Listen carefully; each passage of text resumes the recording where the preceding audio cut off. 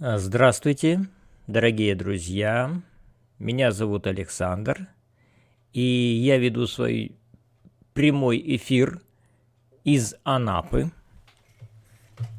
потому что живу я в Анапе и рассказываю об Анапе. Рассказываю об Анапе и о себе. А в понедельничных стримах я рассказываю о том, что произошло со мной на прошедшей неделе.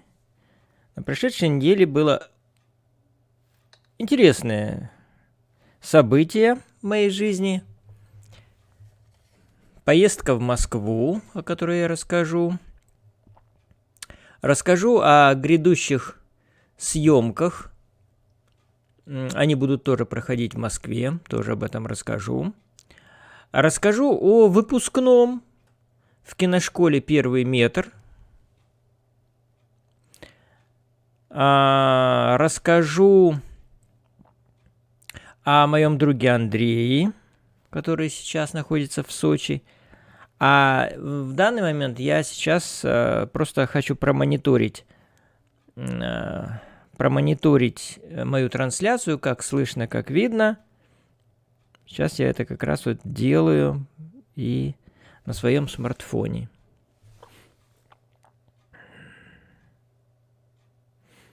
Смартфон у меня почему-то тормозит. Так. Я, кстати, давно на своем смартфоне уже не вижу своих трансляций. Ну, то есть вот они почему-то у меня не... ну да, опять нету. Нигде нету.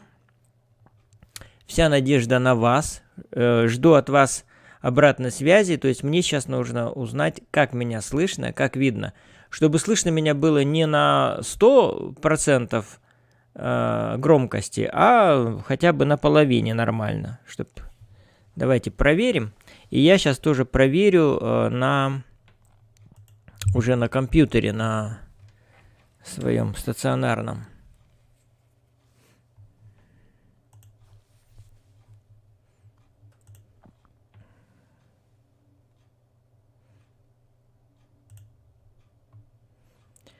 Сегодня я себя не очень хорошо чувствую, что-то в горле першит и, ну, как-то такое болезненное состояние. Но не буду отказываться от удовольствия пообщаться с вами. Вы можете задавать свои вопросы в чате, а те, кто будет смотреть в записи,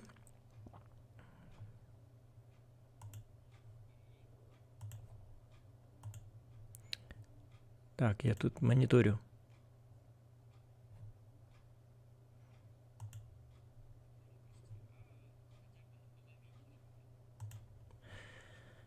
Так, ну вроде бы слышно, нормально. Не забывайте ставить лайки. Лайки помогают мне продвигаться в YouTube и рекомендовать мои трансляции другим зрителям. Андрей Стрельцов присоединился. Привет, Андрей. Яна Панкраченко. Все нормально пишет. Андрей Стрельцов пишет хорошо слышно. И Михаил Власенко. Окей, вот я смотрю. И Юра присоединился тоже. Мой брат все пишет нормально, слышно и видно хорошо. Продолжай. Здорово. Здорово. Что Юра пишет, он как-то... потому что он, видимо, смотрит на ноутбуке, а не по телевизору. Так.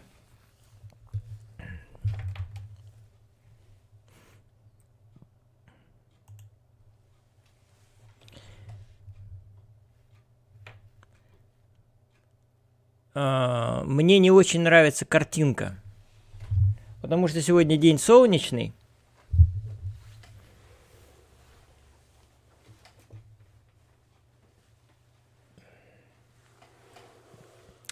И комната, и солнце пытается залить комнату.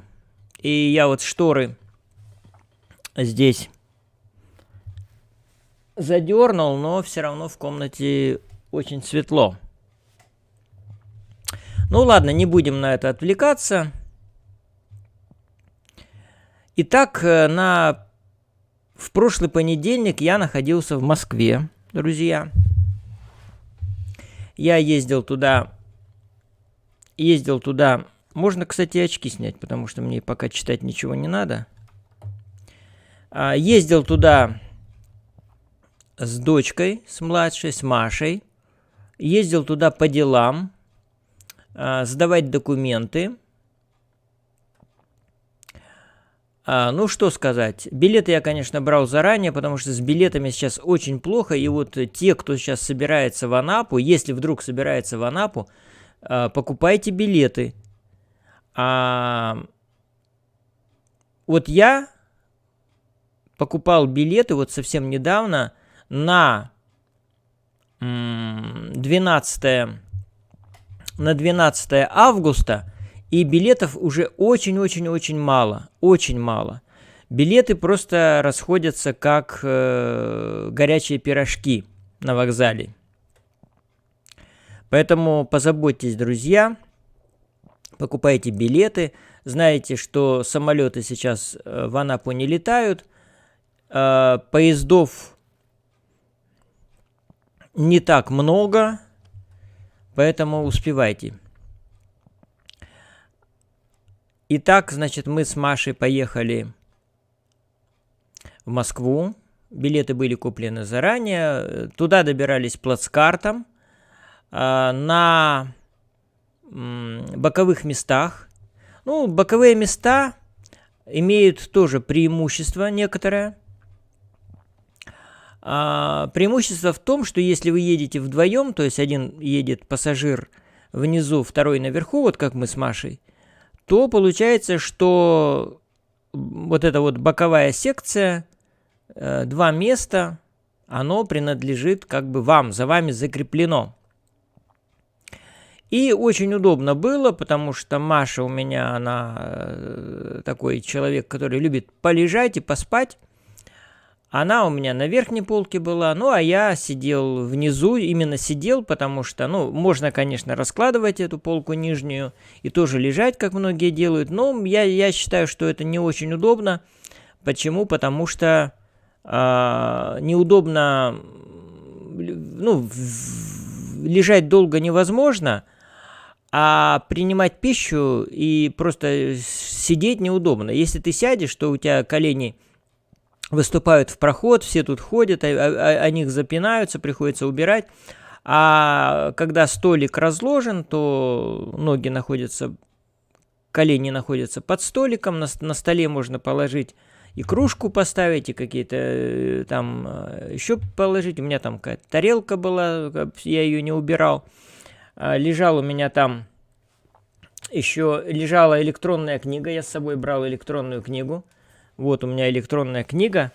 Это Машина книга, но она ей пользуется редко, а я ее взял и не пожалел. И в следующую свою поездку, а мне еще в Москву надо будет ездить 3 раза, туда и обратно. Поэтому с электронной книгой очень здорово ездить, потому что сюда закачал какие-то тома. Я сюда закачал полное собрание сочинений Пушкина, по-моему, 50-го года или какого года, я сейчас точно не помню, 10 томов, ну, правда, с небольшими купюрами, то есть вот некоторые такие слова, так скажем, это нецензурные, вымараны, и вместо них стоят черточки. Это, конечно, не очень удобно. А Александр Сергеевич, он такой человек, что употреблял, ну, в письмах частенько такие слова, а я по своей, так скажем, ну, я-то в своей речи не употребляю матов практически никогда, и поэтому я просто, ну, не догадывался, какое там слово употребил Пушкин в том или ином письме. Иногда как бы в контексте все четко угадывается, но иногда вот просто я не догонял. Поэтому, конечно, хотелось бы найти собрание сочинений, где все написано без всяких там черточек. Я читал в поезде Пушкина. И начал как бы там 10 томов, и я случайно ткнул один из томов и попал на письма. И думаю, о, здорово, письма. Письма ведь такой жанр. Он отличается, понятно, что от стихов, от прозы, от дневников он тоже отличается, потому что письма – это обращение к каким-то людям, к близким и к друзьям, много писем к жене, к родителям, брату, сестре, дамам. У Пушкина было много знакомых дам. Правда, он к ним в большинстве своем, вот, допустим, Осиповой, он всегда обращался по-французски. Ну, я думаю, что я этот том не дочитал, я его только наполовину прочитал, хотя уже дошел до 1936 года. В 1937-м Пушкин погиб, и думаю, что во второй половине тома там как раз есть переводы, какие-то примечания, ну, я туда вперед не заглядывал еще. Вот, очень большое удовольствие, конечно, я испытал, читая Пушкина, потому что все-таки я чувствовал себя таким вот как бы человеком, который близко с ним находится. И вообще переписка – это же такое интимное дело, и Пушкин не думал, что его письма будет кто-то читать. Хотя его письма читали, понятно, что царская охранка читала его письма, наверное, сам Бенкендорф читал. И они об этом знали, и Пушкин об этом писал Наталье Гончаровой, своей жене, что это диктуется необходимостью государственной безопасности. Ну, вообще Пушкин, у него очень такая сложная судьба. Вот я в письмах, конечно, очень ярко видна его вообще, так скажем, жизненная, ну, позиция понятна, но и жизненная какая-то такая трагедия даже, потому что денег у него никогда не было, он всегда был в долгах, как в шелках, плюс вот это вот несвобода, вот этот постоянный надзор за ним, и вот это его такая какая-то сделка с царем и с третьим отделением, да, ну, то есть с ФСБшниками тех времен.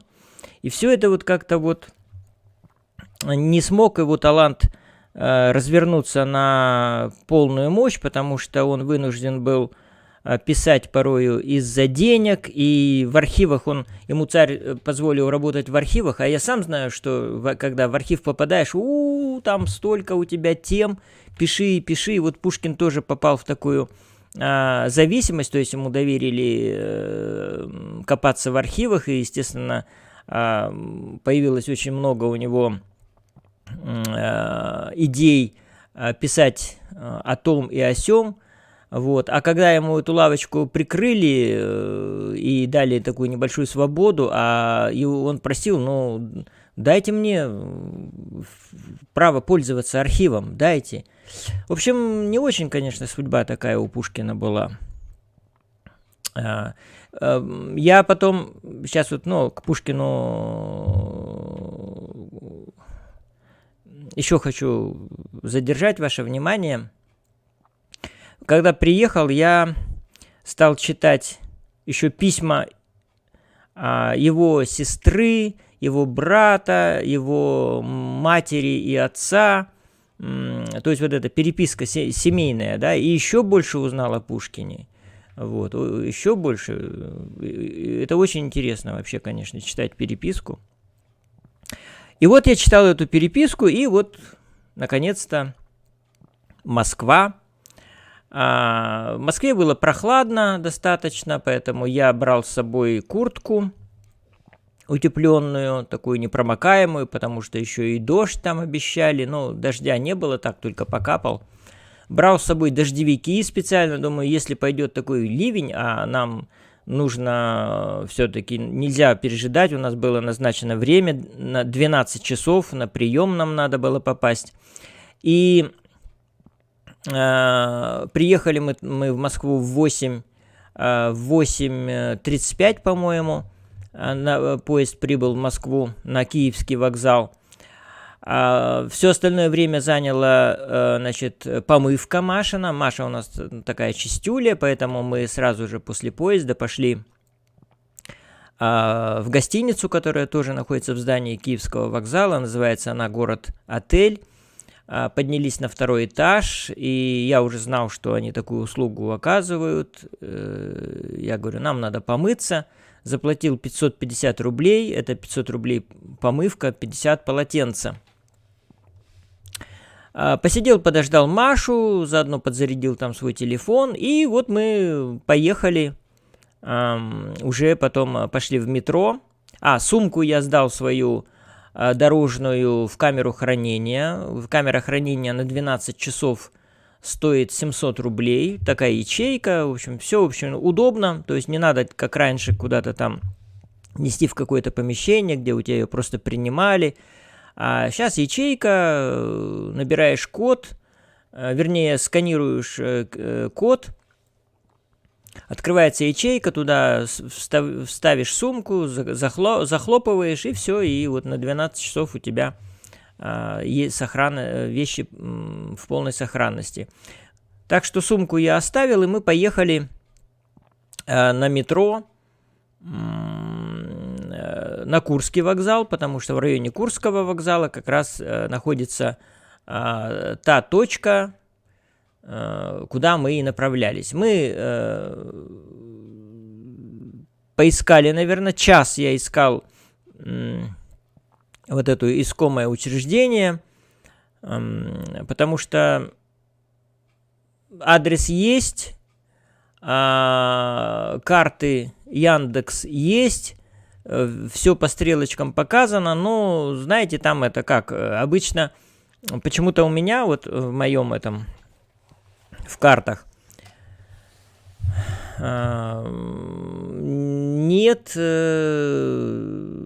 той функции, как добраться пешком.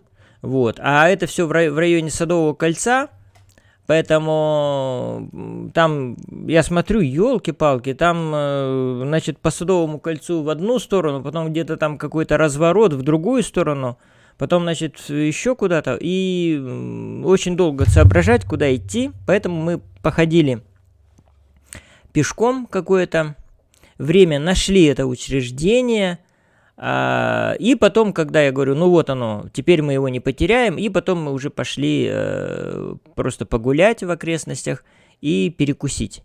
Вот, а потом уже попали на прием, все очень тоже четко, потому что у нас время уже было. Сдали документы и поехали. И потом уже поехали опять в район Киевского вокзала. Я говорю, ну, все-таки надо держаться там поближе. Нет, почему Киевского? Мы поехали на Красную площадь. Красная площадь была огорожена. И вообще сейчас такие меры безопасности там применяются. Там вокруг Красной площади и на самой Красной площади врыли такие столбы, которые поднимаются. Ну, наверное, в диаметре они сантиметров 20. Вот, прямо, и поднимаются они, наверное, на сантиметров 60 вверх, прямо из земли, из асфальта, из брусчатки. Видимо, был такой, ну, такая мощная работа, чтобы это все туда, вот эти все механизмы вкопать. Ходит полиция, ходит Росгвардия. В общем, ну, меня ни разу не... А я не смотрю им тоже в глаза. Если иду, то я не смотрю на них. Я на пьяниц не смотрю и на полицию не смотрю. Если начинаешь их взглядом сверлить, у них может появиться желания о чем-нибудь тебя спросить. Поэтому я обычно не смотрю. Вот такой вот использую метод.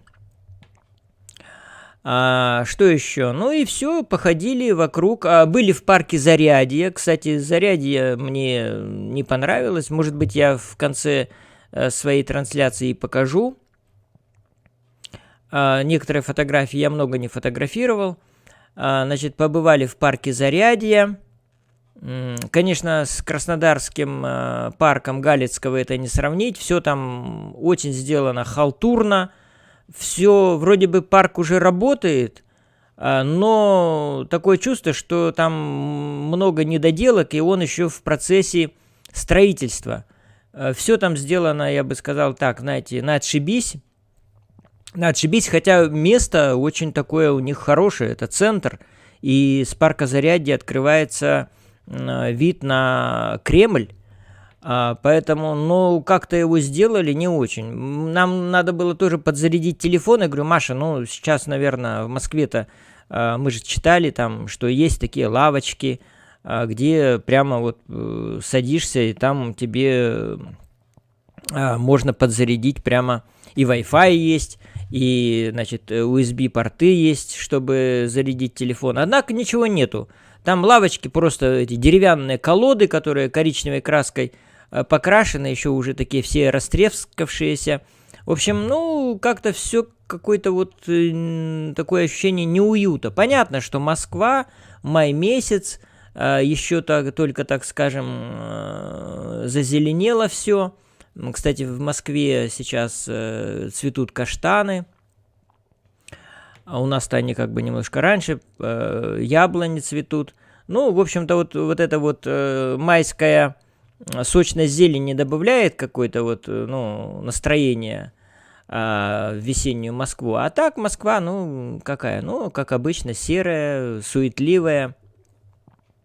Вот. И ощетинившаяся вот этими вот надолбами от Кремля и вот этими заборами железными. В общем, как-то все вот от народа у нас все ограждается наша власть. Ладно, ну что, потом мы пошли дальше гулять, и ну, стоят вот эти вот рекламщики, которые предлагают экскурсии по Москве автобусные. День был такой, я говорю, уже прохладный, дождь постоянно грозил пролиться. И поэтому я говорю, Маш, давай с тобой покатаемся еще до поезда. А мы уезжали вечером в 21:40 из Москвы уже. Говорю, давай покатаемся на автобусе. Мы сели в автобус, пришли туда самые первые. Сели на хорошие места впереди, потом, когда экскурсовод пришла, говорит, ребенку есть 18? Нету. Значит, тогда нельзя на переднем сидении. Ну, все, пришлось немножко, настроение испортилось, потому что сместились назад, уже не такие хорошие места, не такие обзорные. Ну, экскурсия называлась как бы «Высотки». Высотки Москвы, экскурсовод вот рассказывала про высотки, как вот МИД, МГУ, и вообще 7 высоток, вот таких вот сталинских высоток. Плюс мы посетили Москва-Сити, там еще, Маша в прошлом году в Москве-Сити была, в январе месяце на зимних каникулах. Вот, а потом были известные события с атакой Москва-Сити дронами. И вот эти вот пробоины от дронов до сих пор еще не заделали. Так они и зияют в Москва-Сити, в этих вот небоскребах. Вот, но почему-то их вот так вот оставили. Видимо, все-таки проводить реконструкцию, или как надо назвать, ремонт, видимо, дороговато. Что еще? Ну, и еще экскурсия была такая, знаете, как это, для таких вот, как бы сказать-то, для плебеев, когда ехали мимо каких-нибудь там, допустим, с Воробьевых гор едешь, да, там такой небольшой спуск, и стоят такие особняки. И вот экскурсовод говорит: а вот здесь вот у нас, значит, особняки, мы даже сами не знаем, кто здесь живет. Кто здесь живет. Но здесь живут люди, ну, понятно, не бедные, и сюда никто вообще не суется, и здесь полная тайна. Вот. Но, мол, знаю, что здесь вот, ну, и называет каких-то там крупных наших чиновников, что у них здесь вот эта вот проверенная информация, что здесь у них вот этот особняк. Вот. А потом ехали мимо какого-то еще района, это вот недалеко от Москва-Сити. Она говорит: а здесь вот это вот элитное жилье, здесь, говорит, есть квартира у Дмитрия Анатольевича Медведева и у патриарха нашего всея Руси, Кирилла. Ну и вот там, ну и как-то вот экскурсия была еще вот такая, знаете, что вот посмотрите, как роскошно живут наши вот эти вот чиновники, да, и властимущие. Вот, то есть как бы вот, а мы такие едем, блин, беднота такая, и на этом автобусе. В общем, ну как-то вот и нам это все вот показывают. Да. А кто-то действительно живет и купается в роскоши, а мы можем только посмотреть и только на крыши и на верхние этажи, потому что там такие заборы стоят высокие, и, в общем, туда простому плебею-то и не пробраться. А с дрона сейчас запретили тоже снимать. Ну и все, и потом, когда мы покатались по Москве, я сделал тоже какие-то фотографии, и мы вернулись на вокзал и уже сели в поезд и поехали обратно в Анапу. Но на этот раз мы поехали в купе. Были свободные места, и вот в нашем купе одно место было, ну вот кроме наших с Машей занято, одно было свободное, и были свободные купе даже вообще в вагоне, и никто туда не садился до самой Анапы. Вот, так что из Москвы до Анапы вот в купе вполне можно доехать, ну вот на май месяц. А вообще, конечно, когда берешь обратный билет, вот я говорю, на август брал, билетов нету даже в купе. Я бы, в общем-то, в купе взял, потому что купе, в таком купе я давно не ездил, ну как давно, я вообще не ездил в таком купе. Там вместо полок диваны. Нижние вот эти вот полки, они представляют из себя диван. Я когда сначала туда сел, думаю, блин, узкий какой диван, а как здесь спать на таком узком диване? Ну, неудобно. Ну, а потом посмотрел сосед. Сосед, он спинку опустил дивана, и получилось такое вот высокое ложе, действительно высокая, потому что вот я когда сидел, я даже мог ногами болтать. То есть так высоко сидишь, высоковато получается. Ну, понятно, постель туда-сюда. В туалете был достаточно такой порядок.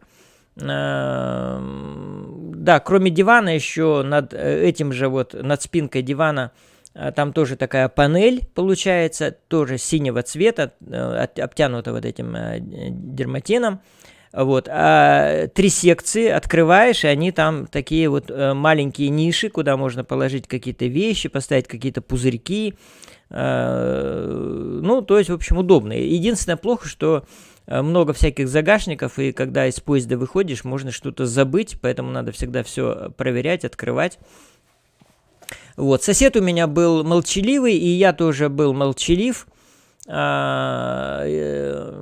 Единственное, что мы перекинулись с ним, мы даже друг другу не желали приятного аппетита, как это обычно делается. Ну, вообще у меня было настроение такое, ну, я ехал такой замкнутый. Маша у меня тоже молчаливая. Она как на верхнюю полку залезла, так и не спускалась практически, только вот, может быть, раза 2 за день спускалась. Поэтому мы с ним перекинулись с соседом парой фраз. Он сказал, что он едет из Владивостока в Анапу по делам службы. И я так понял, что он или моряк, либо он ФСБшник, а может и то, и другое, потому что в Анапе же есть институт, как он называется, Моршкола, институт береговой охраны ФСБ. Думаю, ну вот он, наверное, такой и есть. Поэтому я с ним никаких разговоров не заводил. И так его про себя прозвал ФСБшником. Вот. И он тоже ничего не рассказывал. Когда ему звонил телефон, он выходил в коридор, уходил подальше, чтобы я тоже ничего не слышал о его разговорах. Вот мы друг друга вот так ехали и подозревали. Вот. Я читал своего Пушкина, поэтому я тоже ничего не слушал, никаких либеральных каналов. Я наушники забыл. Вот эти вот наушники свои я оставил в Анапе, и поэтому я вообще был без всяких новостей. Вот. Но я, конечно, там открывал и читал только заголовки, и как бы был в курсе изменений вот этих вот новых назначений в правительстве. Но в основном, слава богу, что я их забыл, потому что я наслаждался именно вот Пушкиным, общением с Пушкиным. Вот.